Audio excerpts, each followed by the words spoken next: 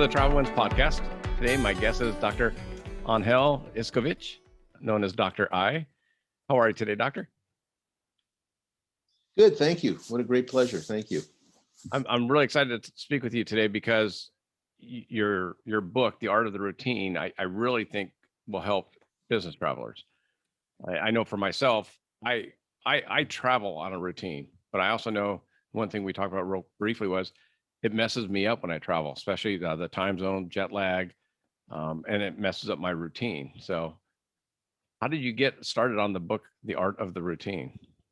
Yeah, so it's called Art of Routine, over the years where I started in philosophy, and then into medicine, and then psychiatry, and then emergency medicine, and then into being in the corporate world, and at those times doing a lot of travel, other than business travel. I've learned, it first started really at looking at people that were centenarians, people over 100 years of age. And I studied them because we were setting up geriatric emergency departments, like pediatric departments, emergency departments for older individuals because of their special needs that they have. And we were beginning that focus in emergency medicine at the time.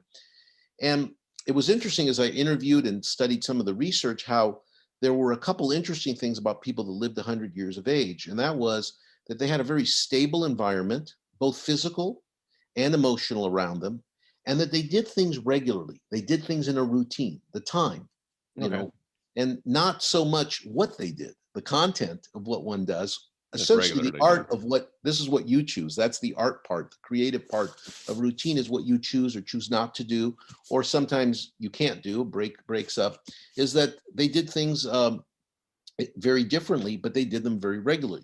Whether it was that scotch that occurred every day at 5 o'clock, or even in some of the older folks, I always have a smoke, or I used to walk 2 miles, but now I walk only a quarter of a mile with a little bit of help, but I do it every day at 9 o'clock in the morning. And so I noticed this sense of regularity and timing and stability of environment.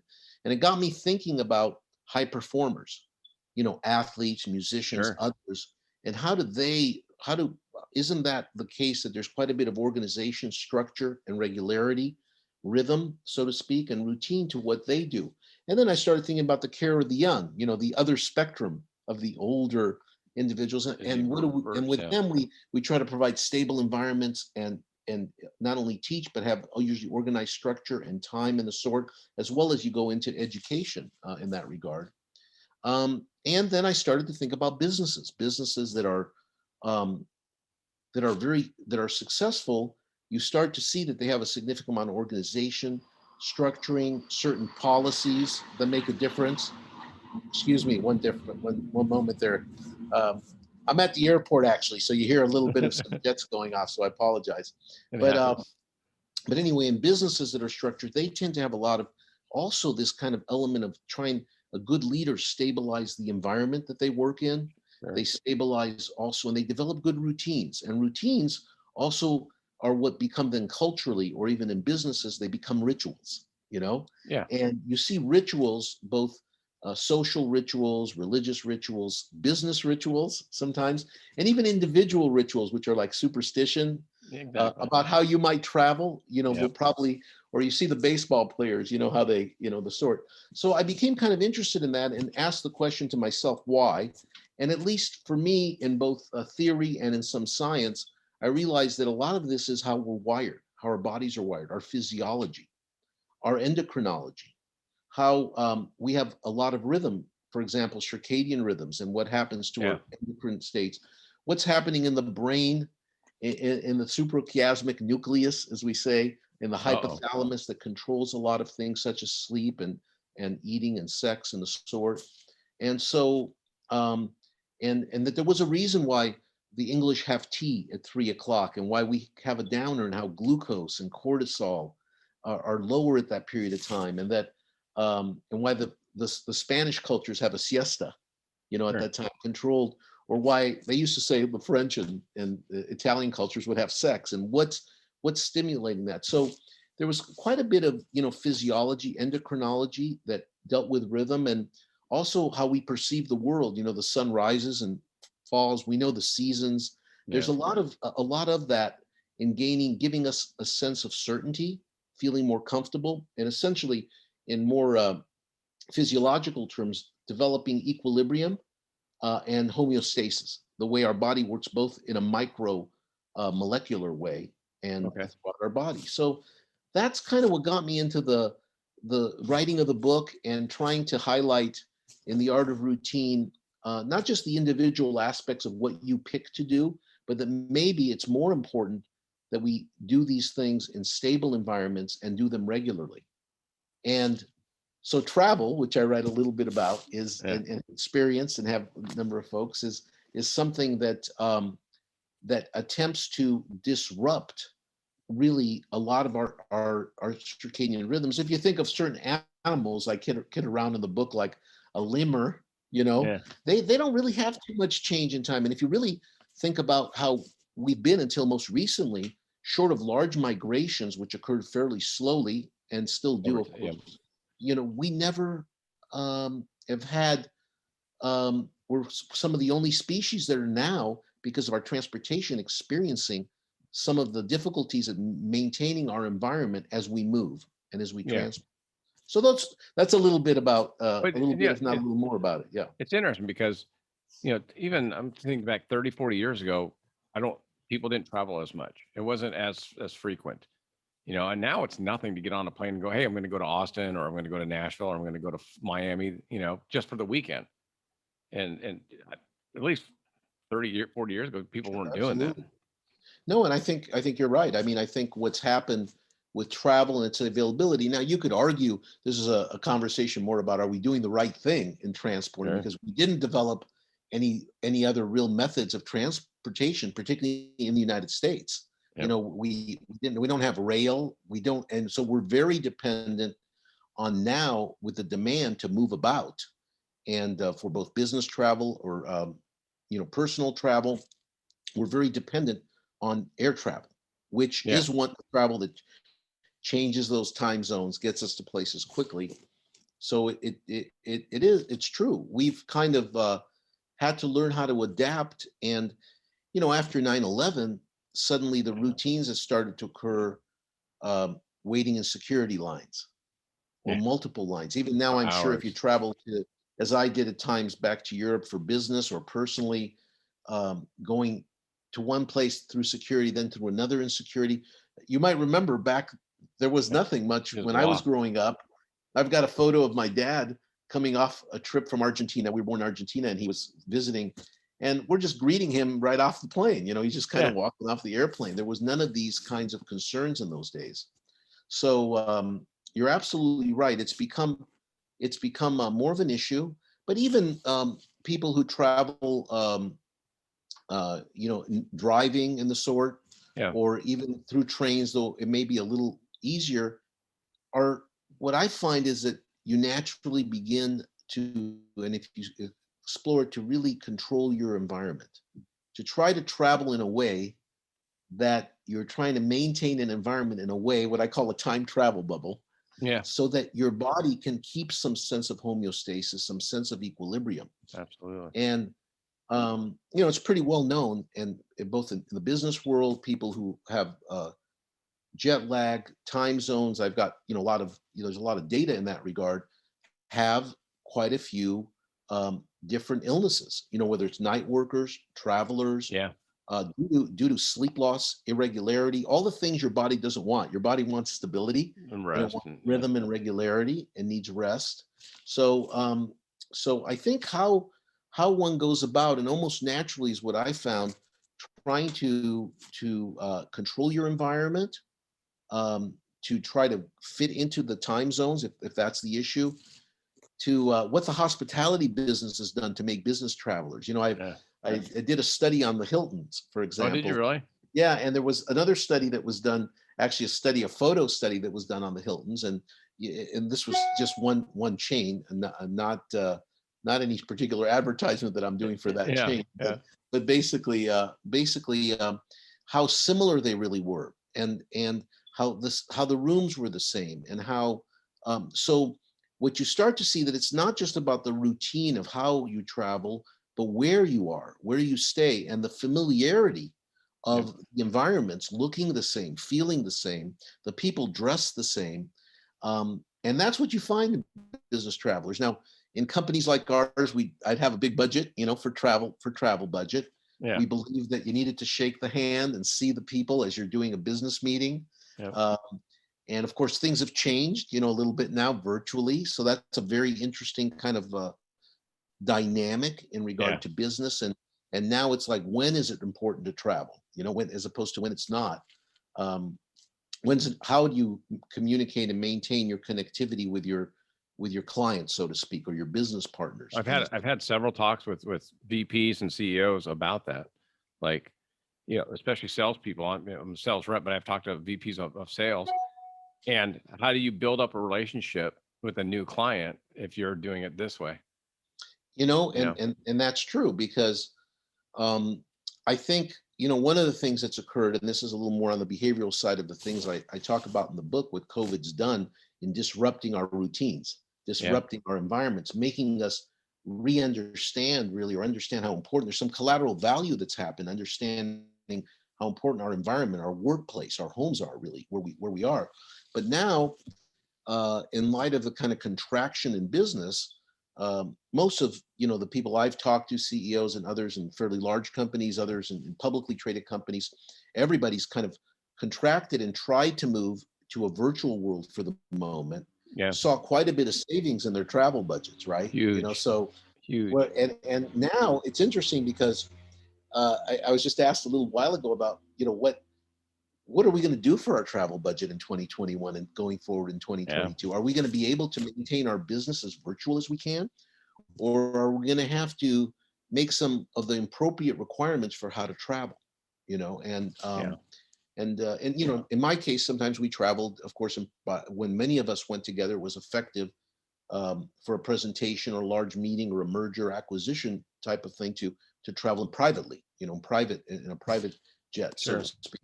But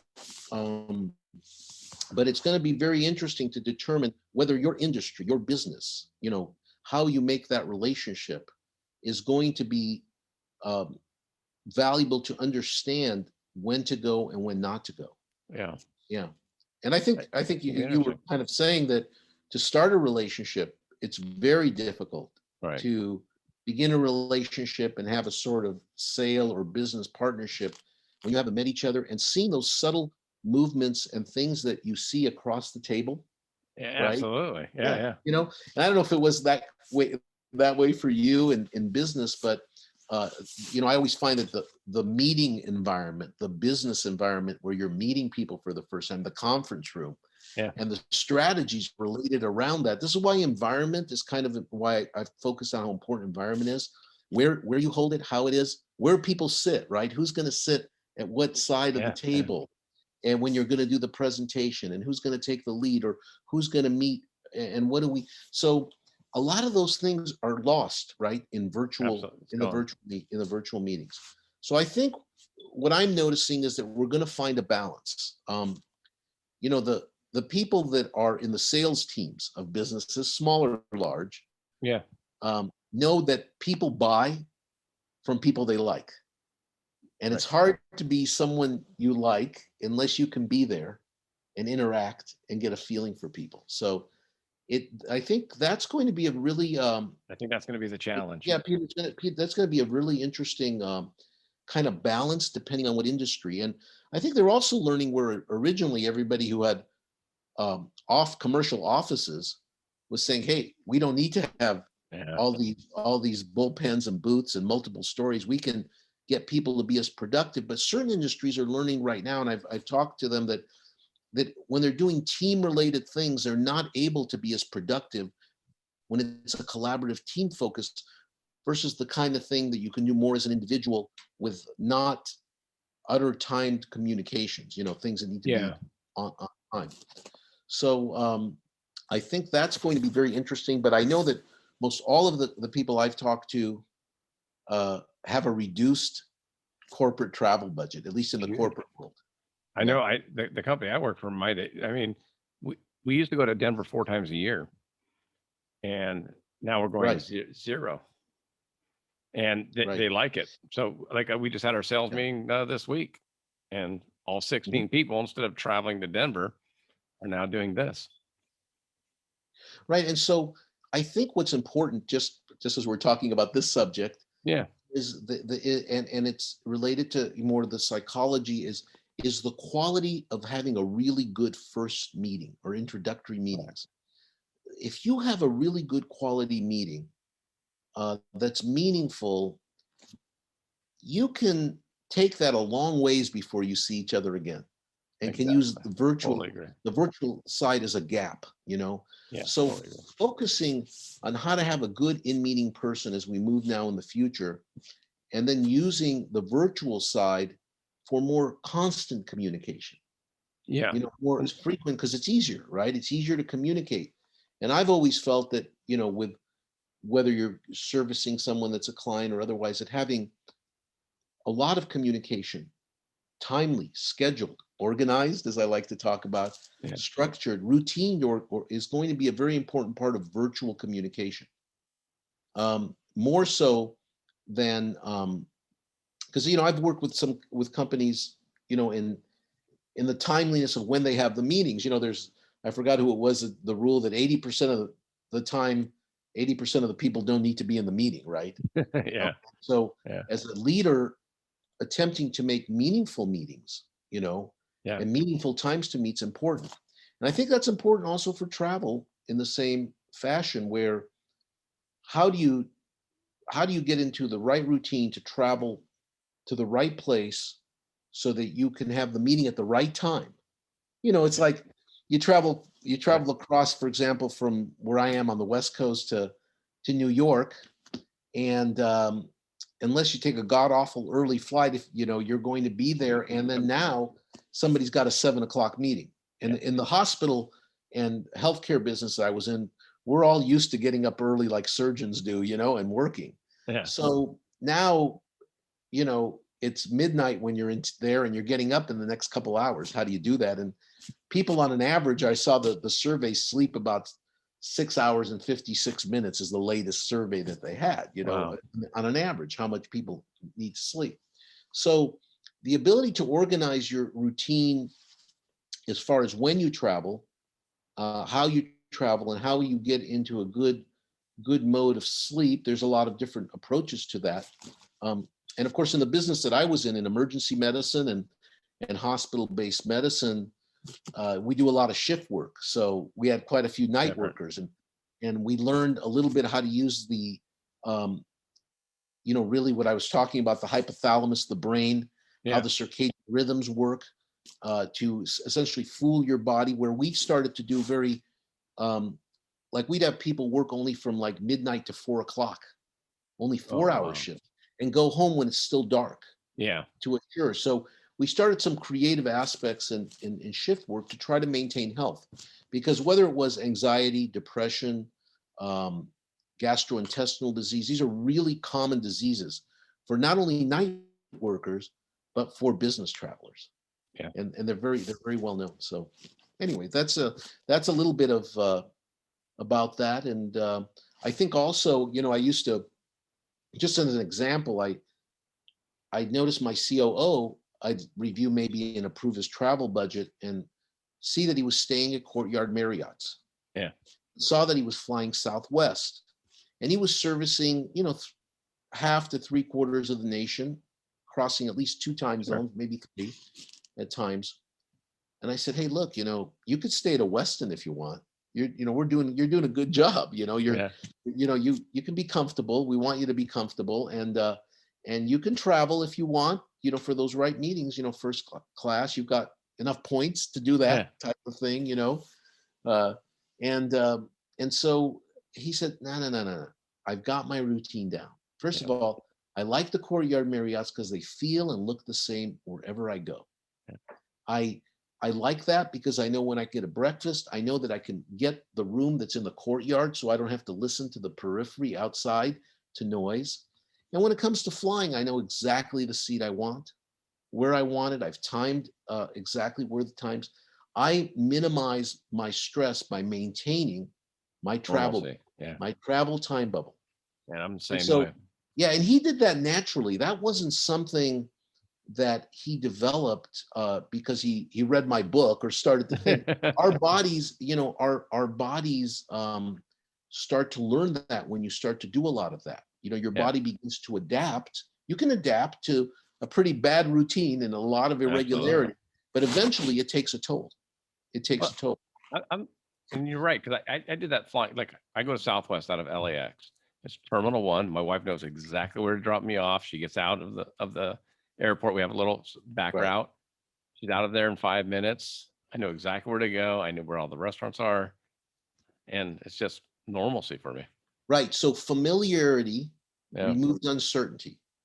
And just like what happened with COVID now, when you have disruptions, interruptions, yeah, and threats of, your own threat to your life, so to speak, um, that's when humans either move or look to adapt, you know? yeah, And so um, the body is being stressed in this travel mode. It just is. And you learn that you can reduce that by this type of certainty, having certainty in what you do, understanding the familiarity of the environment.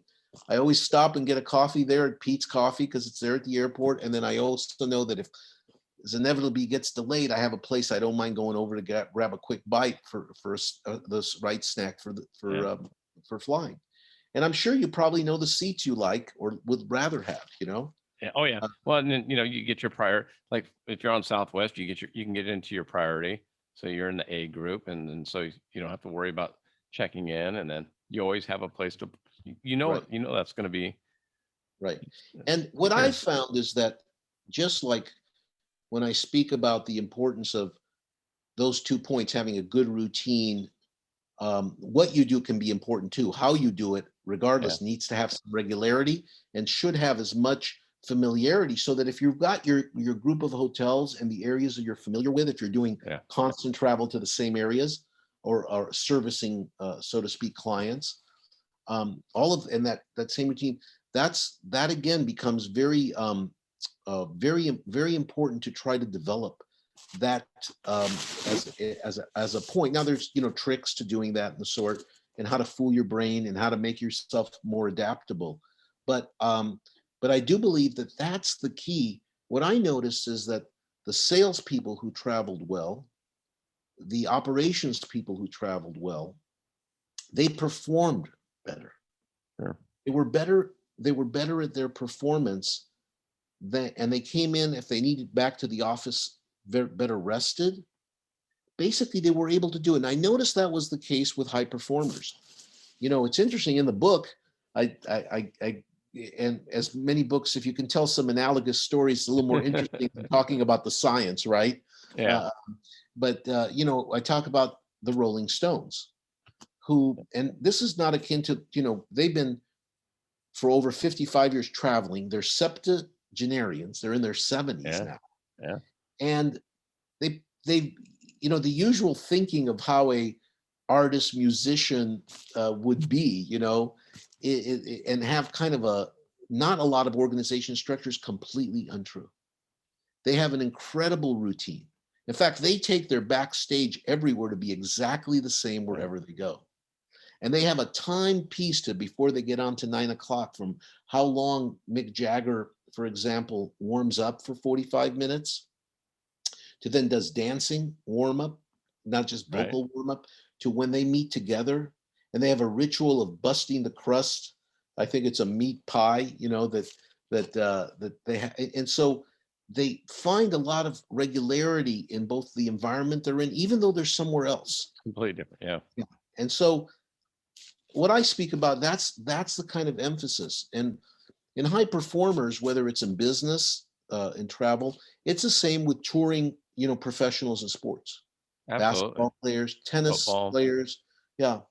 And I've seen myself, having been a little bit involved in sports, um, even I remember a young top Southern California #1 tennis ranked player, um, and got quite a bit in the region and a little bit nationally, decided to go on the tour and wasn't able to travel, could not travel. Yeah. He could not tour. If suddenly he's used to warming up so how do you warm up correctly before a match at a certain time? How is it if you haven't eaten quite at the same time, or suddenly, Yeah. it's little stupid biological things like when you have to go to the restroom, Oh, and it's things everything. like Yeah, that, you're right. they make a difference. And the body has a lot of interesting rhythm. There's something called a gastrocolic reflex that when you eat starts to move your bowels. That's a Yeah. very natural piece that happens. Or there's the prandial, postprandial tide, which is more prominent when you're young or when you're older, which is that after you eat, you then later get a little sleepy. Yeah. And you see people nodding off that are a little older or sleepy after eating. You see this in children, you know. Absolutely.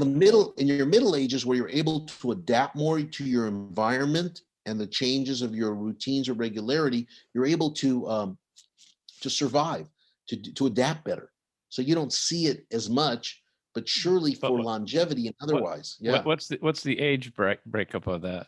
What's considered old? Well, 'Cause I'm finding myself with that. it's probably what's older and what's younger. So, I would say that once one is getting over like 50 years of age, Okay. 45 to over 50, you start to see, I mean, arguably, some of the science says that our bodies weren't really built to live past, Yeah. we start going downhill after 35. So when you start looking at mortality statistics and how long people lived, even 100 years ago, there's a great book called Factfulness by Hans Rosling, which a lot of people like Bill Gates and others have promoted. It's a great book. Shows you how far we've come. We don't even understand how far we've come out of poverty, in the last 100 years. But And anyway, my point being that now we're now in an age where we're increasing our longevity above and beyond what way our beyond. bodies in part, yeah, and Yeah. partly because, and I call it, well, it's what I call the intersection. It's called techmanity. It's actually an investment term. It's the intersection between technology and humanity, and Okay. things like where our medical science is today, and genomics and Yeah. artificial intelligence. And I'm the board chair of an artificial intelligence company, so I've had a lot of interest and talk about it a little bit in the That's book big. about whether artificial intelligence will tell us what our perfect routines for our bodies are in the future, because we can now monitor what we do. Yeah. So that this is kind of it's kind of moving. It's a moving target when you ask me about the age, Yeah. because and now you see this in baby boomers like myself, who think they're going to live forever, and Yeah. and they're doing these things I'm not 70 years old, but at 70 years of age and older, my friend climbs a 6.8 mountain and he's almost 80 years old on his Yeah. bicycle 3 times a week. So you're seeing our advances in medicine and in genetics and genomics and artificial intelligence coming together, that some people believe that even though we've had a little drop in our mortality and our longevity rates in the United States, I saw a slight drop, that over long term, if you're born today, your chances of living to 100 are about 50%. Wow. So that's why you got to travel well. That's why Yeah. you have to travel well. Yeah. It would definitely help. Yeah. For me, Yeah. I definitely believe in your routines. I mean, I see people that don't have routines, and it almost drives me a little. I'm like, oh my God. I have an account. I went to a store, and he goes, "Hey, what are you doing? Are you driving by the airport later on the way home?" I go, "Yeah." He goes, "Hey, can you take me to the airport?" I go, "Yeah." I go, What time's your flight?" He goes, "Oh, I haven't booked it yet." I go, "Where are you going?" He goes, "Israel." What? So there's been no pre-planning, None. no organization. He Yeah. literally. So I picked him. So we're at his store. We drive to his house. He picks up a bag, tells his wife he'll be gone for a week. And I drive him to the airport and drop him off. He booked the flight on his phone on the way to the airport. So I'm like, that's his modus operandi, right? He that can would drive use me nuts. technology to kind of, yeah. And well, it's interesting because I'd read recently an article that, there's two type. They just said there's two type of travelers. They're the ones that are running through the airports last minute, Yeah. and the ones that are there an hour or more before. And they said those are the two, they made that be like two personality types. They try to kind of explain I agree with people that. through just those two personality types in travel and otherwise. And of course, personalities are a little more complex. Yeah. Medically, we understand that there's a lot of different pieces. But for example, even in circadian rhythms, and I don't know whether you see some people, it's not totally consistent. Some people are night owls, and some people Yeah. are larks. Some people get up early, and some have just got, that's how they're wired. It's not just that somebody taught them to sleep in, after, the sort. But you do find that both, clinically or helping others, and that you can adapt, but those people are very stressed out. People that are night owls and have to get up very early because that's when they're doing a presentation, Right. you know. So there are times, particularly about when you do what you do, that I've become a little more focused on. And it's the same a little bit in travel. So, in the mornings when you wake up and your blood pressure's up, your cortisol levels are up, this is what's happening to your body, Yeah. are really great times to exercise until about 10 o'clock, to do very, very, very diligent, very specific, very detailed kind of work, whatever that might be, I got you. spreadsheets, that kind of work. It would suit you well to think about what time you are, where you're going, and where you are when you're traveling on an airplane, about when it would be worthwhile to say, hey, I'm going to type up that presentation. I'm going to try to refine this piece right now that I've Yeah. got, or I got to finish this financial projection, or whatever it is you're doing, or my presentation. So it's the same thing. So in the mornings there are good times to be diligent, and then from about 10 to 2 o'clock are really great times to engage with people. Okay. It's Okay. an engagement time. You can still be, and depending on your introvertness or extrovertness or your personality, it varies, but this is a great time to engage. And Okay. oftentimes through lunch and the sort. And Yeah. assuming you're not too old, like starting to get over 45, 50s, get a little older, you're going to fall. You don't want to be falling asleep. But you see this. I see this at board Yeah. meetings. I get to a bunch of board meetings. You've traveled to a board meeting. You have lunch, and your lunch is off by an hour or two. Your postprandial tide comes in, and Yeah. you're starting to nod off, or something. So it's funny. And then, but then when it comes to about 3 o'clock, that time that your glucose goes down, that your cortisol goes down, that the English have tea and the Spanish cultures goes to sleep, Right. and we go to Starbucks or wherever, to get Yeah. coffee and get energy. That's not a great time to be having a meeting and trying to do some really technical, detailed, attention paying type of stuff. I learned that early on. And I see these meetings still on different boards that I'm on. And I Yeah. and I say, especially virtually now, because for different reasons, there's like a 3 o'clock meeting Yeah. on a financial presentation. I said, I'm on the West Coast. I'm Yeah. not going to be paying any attention. I'm going to be falling asleep to that. In my business, when we were meeting in person, what we did is we learned that was a good time to sleep or eat or have sex. Of course, when you're traveling on a plane, you're not going to have the latter. Yeah. But if you can keep your timing of your circadian rhythm to the time that and try to integrate into the time where you're going and Going. integrate Yeah. back. These are some tips that people do. And then some companies now understanding this. I used to do innovation meetings at 3 o'clock. So this was a time that I feed people and say, let's just talk off the top of the head. Looks like, from what I could see, we're just a little down on sales. You guys have any ideas? Or Yeah. it looks like there's a couple unhappy clients in the Northeast, and it seems to be emanating from recruiting. What are some thoughts What's going going on? on? So it was that kind of meeting, which served more than just that purpose, but it was more effective meeting.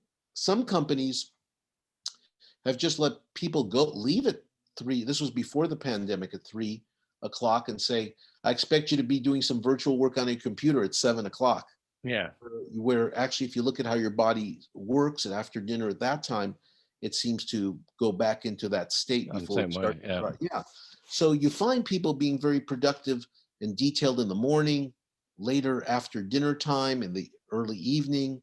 You see engagement in the middle of the day, and you see really sleep and or more innovative type of things at that time. Again, everybody's a little different, Sure. but those are some That's a interesting. good guideline though. I mean, that's Yeah, I do the same thing. You know, we do our sales meetings and we have people come from East Coast time zone, West Coast time zone, and then, you know, we're doing it in mountain time.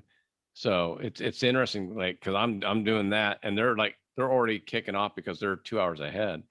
So if it's five right. o'clock, 4 o'clock, You're having your 8 or 9 o'clock call, let's say, and yeah, your time, and you're doing your diligent work. They're already into engagement period, right. you know? Yeah. And so finding the timing of important meetings and virtual calls at the right time, just as it is to know how to travel so you can be ready at the right time, Yeah. that becomes very important. And that's where, you know, performance is the case. And you know, I've as a CEO and as a leader, sometimes I've had to say, look, that guy's charming and he's got a great spiel on how to sell, but he doesn't perform well. And there's something going on in this ability to sell remotely, so to speak, to sell Yeah. while moving about. So are we as sometimes as business and CEO or travelers or even smaller, entrepreneurs, are we aware of that? And I think it's important for even, as there's been the gig economy, entrepreneurs, Yeah. smaller entrepreneurs in the gig economy, to understand some of this body physiology, and then in general why it is important to get a routine, and how to prepare. Even I'm sure you prepare about when it is that you're going to think about or review something you're going to present, what Yeah. the timing of that is. In other words, some people, I read it this morning and then I'm ready to go at 3 o'clock the afternoon, but other people say, no, I need to prepare and have a fresh top of mind, right, early on. And I was on this on a podcast recently. Uh, a really interesting fellow, Welly's World, Welly Jackson, a comedian, who was kind of saying, "Well, I don't really have routines, and I heard this even from a couple friends of mine that uh, was a managing partner of very large international companies, and because sometimes people that are creative or even some business people, they feel Yeah. that they're very flexible. They believe that they don't have routines, But that's their routine. but that's also part of it. But Yeah. you start digging a little deeper. I say, well, you don't just say what comes to mind at any time. They say, we don't have any routines. And I think they were just kidding me, to Yeah. say, tell me that I do. And I said, well, I said, yeah, I drove a whole different way every day. I like to drive different ways to get to the studio. I said, yeah, but you got here at 11 o'clock to be on this time, organized and structured, to have a call with me, didn't you? And then I asked about when you perform, as many performers do, whether they're athletes in the sort. Yeah. Tell me you don't have a routine before you get on stage. Oh, they absolutely do. No, he goes, you're right. I've got to get my head space into the right place. I've got to think about what I'm going to do. Yeah. And I have a few superstitions, as well, people tell me. Flash So, routine. Yeah. right, slash routines. And so anyway, I think that I speak of this, and particularly in your show for, business travelers Yeah. and others, because I believe that what's happening is that in our digital world and so much information coming to us so quickly today, that we're being kind of distracted, interrupted, you know, from because we're being shot all this content. Yeah. The things Everywhere. not the how you do it, but the what keeps interrupting how you do things. And so what happens is, I know we've talked about sales guys, but you see, hey, use this, do this theory, and exercise. It's it's I really like yoga. I really like Pilates. Try Pilates, try yoga. Those are the things you can choose to do. But the problem is nobody does these once they even start Yeah. and give them any rhythm or regularity or routine. And what I believe is that we're paying, not that we shouldn't pay attention to what it is we do, because you can do things that are bad for you, right? And Yeah. things that are habits for you, and then maybe don't meet with your own body's physiology and how you do things. But I do believe that we need to pay more attention. And I think what the pandemic has done, and this is what happens when I call them little time bubbles, bubble the environment, kind I of like gotcha. playing in time what you do there, and how Yeah. time moves.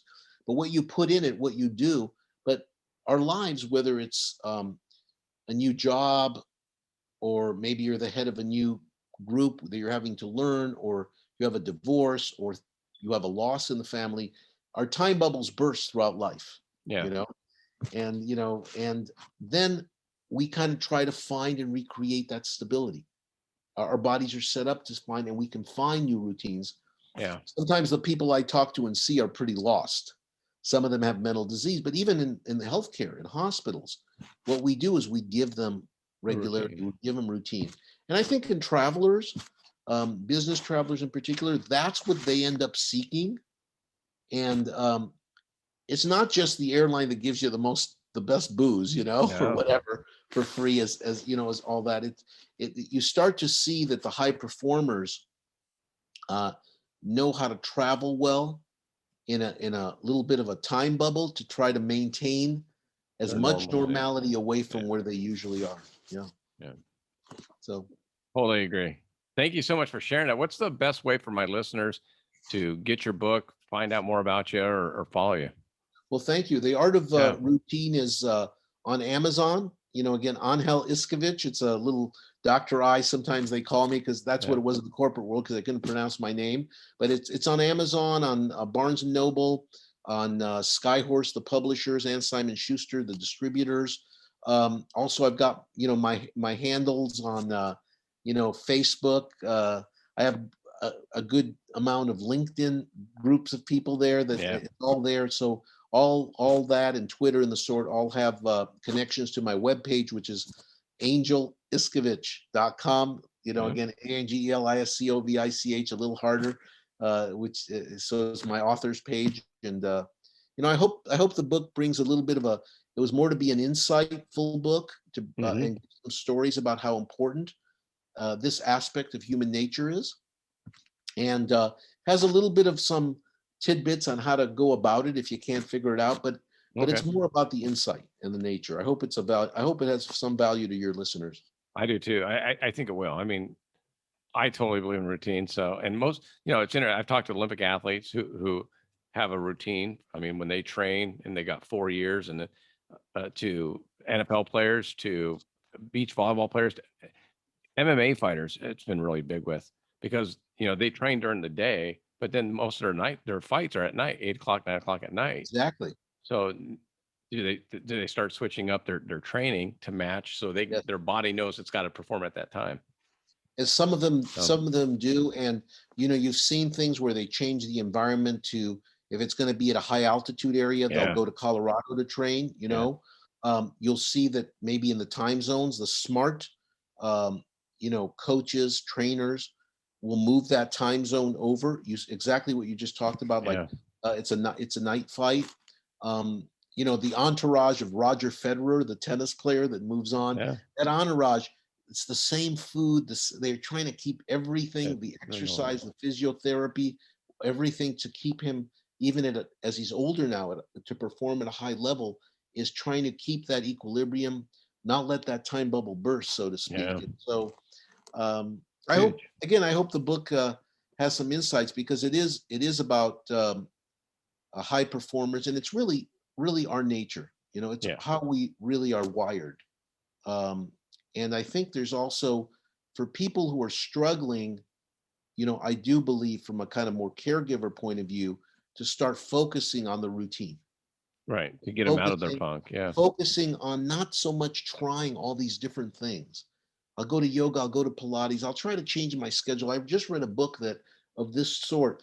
And I say, well, what should I do? And I said, I don't, whatever it is you do and you choose to do, that's you, that's your art. That's the art of routine. But yeah. whatever it is, do it in a routine, do it regularly, and try to do it in a stable environment. And if you It's travel, interesting. try Yeah, to be smart about it. That's like what like. yeah, that's Well, I the was gonna message. say I drive a lot, and so like if I have to go to San Jose, I've been there. I go there 4 times a year by Right. driving. But now I'll try a different route. Yeah. But I make sure I allow my time. So I have my routine of getting there on time and doing this and that. Right, But I because do, you know that you wanna check in at this time to go to the yeah. hotel or do whatever you do before you do your meetings, and, that's I think an 8 or 9-hour drive for you, so I understand. But I do try and change the route. So it's Right, interesting. and let me just say that because people say to me, "Aren't routines boring?" And I said, "You know what? That's okay. We're naturally curious. And as humans, we're always looking for better environments, better routines. That's why we're exploring the world. Yeah. Uh, Humans, when the shelter doesn't become good anymore, there's war or pestilence like there is Syria or Myanmar, or Yeah. even in our own world today with COVID, what we do is we're always exploring to make for better survival of ourselves. And in very small ways, that's what we're doing when you're taking a little bit of a different route to work or a Yeah. different route here. You're trying to improve upon it. And so you experiment a little bit. And my point about it is fine. That's okay. That's normal. And if you don't like your routine, just change it. Change it. Go do something else. You can even change the time. I say be cognizant of your circadian rhythms Yeah. because there's something to the day and the night of life, but go ahead and change it, even change the times. But once you start to try it, do it regularly Yeah. and keep at it. You'll see if it fits or if it doesn't work. So, because I've had people tell me that, I again, like I don't have routines or it's really boring. And I'm not talking about the what you do. I'm Yeah. talking about the how Oh, you do it. exactly. Totally Yeah. agree. Totally Yeah. agree. Thank you so much again. Good. Really appreciate the time. And My pleasure. Really have enjoyed it. Thank you so much. enjoy your summer. Yeah. Take care. You too. All right. Bye All bye. right, Doc.